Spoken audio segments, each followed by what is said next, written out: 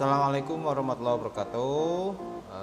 Kita bertemu di PJJ lagi. Kali ini pada bagian tersusah ya, tersukar dari sebuah pembelajaran jarak jauh, yaitu diagnosa. Diagnosa sendiri sebenarnya harus dipraktekkan secara langsung pada bengkel ya, pada bengkel kita di belakang di SMK kita tercinta kedua ya. Tetapi apa daya, karena memang belum memungkinkan, maka kita hanya lewat pembelajaran jarak jauh saja ya. Oke, yang pertama kita pembahasan dulu tentang diagnosa ya. Sekali lagi, diagnosa banyak sekali kemungkinan penyebabnya, seperti yang Pak Guru sampaikan pada pertemuan tentang transmisi manual otomatis, dan terakhir pada kopel ya. Itu kan diagnosanya macam-macam, terutama dari suara sendiri diceknya bisa salah diagnosa ya. Kalau salah pendengaran dan sebagainya nanti akan terjadi salah diagnosa. Oke, fokus saja langsung ke bagian utamanya ya. Beberapa kemungkinan penyebab kerusakan gardan antara lain ya. Yang pertama, gardan mendapat beban berlebih atau terlalu berat, atau bisa dikatakan sebagai overload ya. Kedua, pengoperasian kendaraan tidaklah stabil akibat gardan sering mendapat hentakan. Tiga, pengaruh pemakaian oli yang terlalu lama ya, ini yang tidak merawat oli gardan. Yang keempat, pemberian oli dengan kekentalan viskositas nomor SAE yang salah. Ini juga bisa mengakibatkan kerusakan malah ya, karena nomor SAE-nya salah, maka yang terjadi adalah tidak sesuai. SAE-nya transmisi kamu pakai di gardannya nggak pas, nggak jadi begitu ya. Kemudian perbaikan dan penyetelan yang salah pada komponen, yaitu saat bongkar mau masang kok pemasangannya salah dan sebagainya, nanti akan terjadi kerusakan gardan. Akibat dari hal tersebut, kemungkinan gardan akan mengeluarkan suara ya, yaitu dengung atau bising atau berisik lah ya. Minyak pelumas berkurang dan overheat ya, atau terlalu panas. Oke, kita bahas yang pertama, diagnosa dari suara ya. Suara ini paling sukar ya, karena bisa salah. Gardan mengeluarkan suara bising atau dengung selama kendaraan berjalan lurus. Ini standar ya, kamu bisa cek dan kamu bisa screenshot ini, gambar ini kalian silakan di screenshot untuk apabila nanti ketemu dengan sebuah pertanyaan tentang diagnosa dari gardan berisik saat jalan lurus, kamu bisa menjawab dengan melihat screenshot ini. Oke ya, bisa dilihat pada poin 10 di sini. Aku fokus pada poin nomor 10 ya. Roda gigi cincin atau ringkir dan pinion tidak bertaut atau drive pinion tidak bertaut. Ada kemungkinan penyebabnya ya. Ada kemungkinan dari pertama ya, gigi tidak bertaut karena aus ya, entah itu di ringkirnya maupun di drive pinionnya. Apabila tidak bertaut karena aus, solusinya hanya satu saja, yaitu diganti. Itu kalau dari keausan.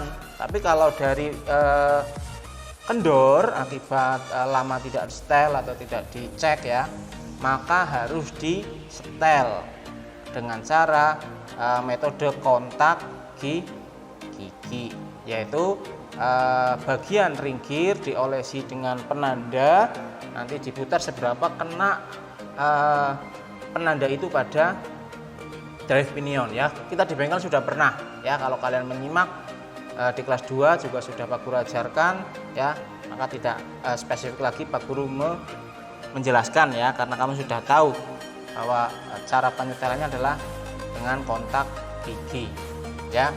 Ya gampangannya penyetelan nanti pada poin-poin di sini ya. Pak Guru tidak akan, misalkan di sini ya, ini di adjusting netnya. Apabila bagian sisi yang jauh dari ringkir, ini kan ringkir, ini sisi terjauh, ini sisi terdalam atau terdekat lah dengan ringkir, kamu setel, misalkan di sini dikencangkan maka di sini kendorkan, gitu ya. prosesnya seperti itu kan sudah diajarkan bola bali ya. Kalau kalian menyimak di kelas 2 maka tidak ada permasalahan pada penyetelan, pada entah itu run out, pada backlash, kontak gigi dan sebagainya ya, seperti itu. Pak Guru nggak akan setel ini karena nanti akan kena copyright ya, berabe nanti. Lanjut, tadi poin pertama ya sudah Pak Guru fokuskan pada nomor 10 ini, yaitu roda gigi cicing dan pin yang tidak bertaut. Ada dua kemungkinan penyebab, dari aus dan dari kelonggaran atau kendur ya, seperti itu. Berikutnya poin pada gardan berisik ketika belok ya, ini hampir mirip ya, yaitu kalau pada posisi gigi-gigi yang rusak maka wajib diganti ya. Misalkan pinionnya rusak, side gearnya rusak, diferensial case-nya rusak, ya wajib diganti, nggak ada toleransi. Kalau rusak itu harus ganti. Kalau kekocakannya kendur bisa di setel ya, kekocakan roda gigi, side gear misalkan, kekocakan ring pada side gear itu bisa diganti ringnya ya, seperti itu. Kemudian bunyi klak saat akselerasi dan kopling ditekan. Ya, pada di sini berbagai macam ya, roda gigi sisi serta pinionnya rusak itu juga diganti. Ya, seperti itulah, kalian baca sendiri di sini, kalian screenshot. Ini hanya untuk menjawab pertanyaan tentang diagnosa apabila ketemu soal tentang gardan bunyi berisik ketika belok dan bunyi tidak enak ya, klak atau apapun itu saat akselerasi ya. Oke, fokus poin Pak Guru di sini adalah di poin berikutnya di sini ya, yaitu pada preload. Kalian perhatikan pada poin E, overheating. Kemudian nomor 5, preload, prabeban terlalu besar. Ini Pak Guru fokuskan di sini ya. Ini screenshot dulu saja, di capture dulu saja, silakan ya. Ini standar ya, kamu bisa ganti sendiri ya, ganti perpak, kemudian kencangkan dan sebagainya ya. Kemudian di sini adalah Pak Guru fokuskan di preload. Preload penyetelannya bisa dilihat pada video berikut ya. Ya, preload berarti pada flank diputar sesuaikan dengan spesifikasi. Ini dilihat di sini. Nah, di sini ya. Ini slow motion sesuai spesifikasi yang ada di buku manual book. Begitu. Oke ya, preload. Kemudian untuk diagnosa sekian saja ya. Kita bertemu lagi di PJJ berikutnya dengan pembahasan baru anyar, bukan lagi di gardan tapi di as roda, axle shaft. Oke, sampai di sini sekian dari Pak Guru. Kita sudahi saja. Assalamualaikum warahmatullahi wabarakatuh.